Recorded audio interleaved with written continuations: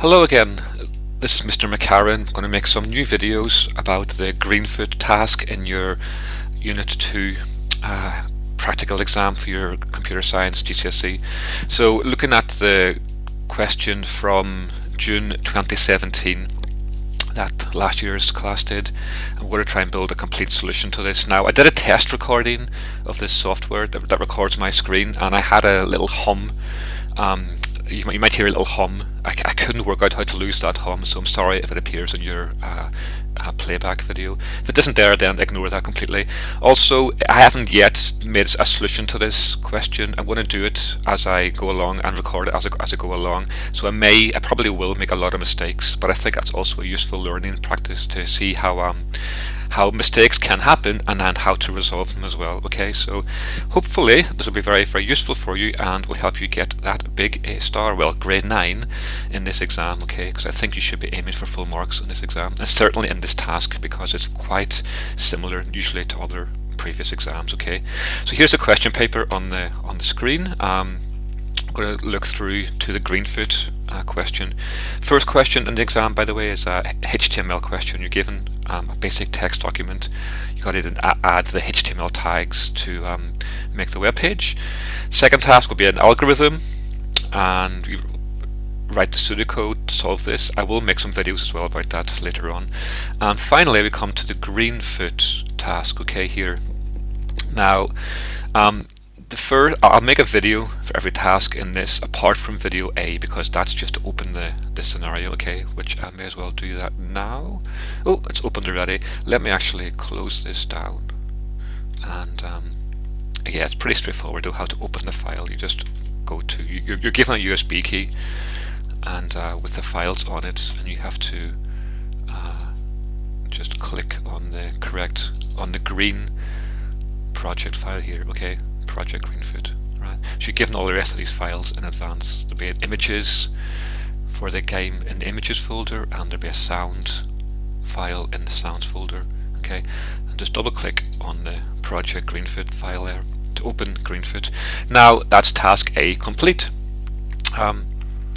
Actually, what I'll do, I'm going to just maybe talk through this scenario in video A, shall I? Or should I jump straight into task B? Let me see. Let's have a quick overview of this the structure of this game so far. So it's a space-themed game, obviously. Okay, Space Collect it's called, right? A spaceship, a black hole, and 2 energy crystals. Okay, right. So the world is space, right? Let's open this code, and it sets the background. Oh, cell.jpg. Okay, it says there's 8. 8 means 8 tiled across, 8 up and down. I'm not sure I managed to copy those files correctly. Let me compile this and see. I did have to copy the files individually one by one from the school server to my home laptop, so I may have missed one or two. If that happened, that's okay, I can fix that quite quickly, but I will stop the recording if I do that. Right, so that's the code for spaceship. It's got a compilation error. Let me see what's wrong with this. Class interface or enum expected. What's wrong with this? Looks like there's an extra E there. Why is that there? I must have typed that in by accident earlier on. Okay, right. Let's compile this. Right, there we go. Okay. Now I'm expecting to see some tiles across this 8 by 8. I don't see that. Anyway, I'll come back to that later on. Let's have a quick look through the code. The space class is the world. It sets the background to the cell, okay, which is here. Okay, maybe that is correct. Maybe the cell doesn't have a border. There might actually be 8 by 8 cells there, but because the cell doesn't have a border, a line around each one, I can't see those, so it looks like one big cell, but actually I think that is 8 by 8 cells there. Okay, right. Sets the background, prepares and populate. Populate and prepare are these methods here, these functions here, which are totally empty. We will use those to add some of these black holes, energy crystals, spaceships to the game. Okay, that's our job to do that in task B, I think it is. Okay, right. There's a counter class which will keep the score.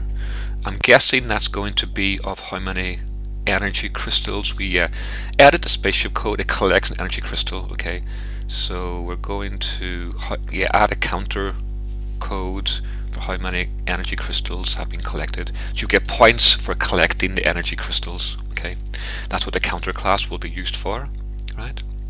There's a bump count where you say how much you want to increase the count by, right, each time.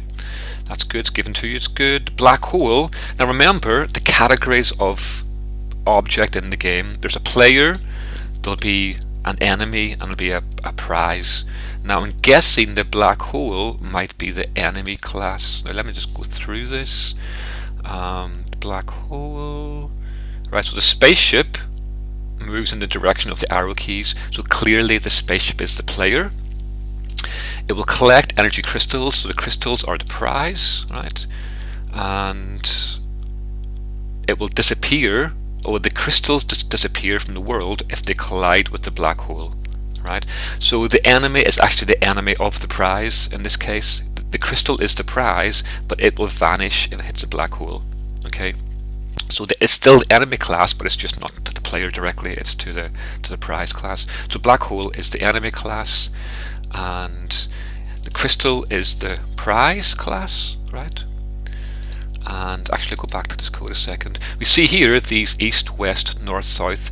That will be used for the random movement and the direction of the prize. Will move randomly around the screen using these called constants. Okay, constant values, not variables, but constant. And the spaceship obviously is the player, and we must write the code to move the player around the screen using the keys. Okay, right, so that's a quick overview of the game. Anything else to say about this? I don't think so. Yeah, right, I will actually save this now as a video A, okay, and we'll start video B with a brand new video. Okay, so let me just stop this now.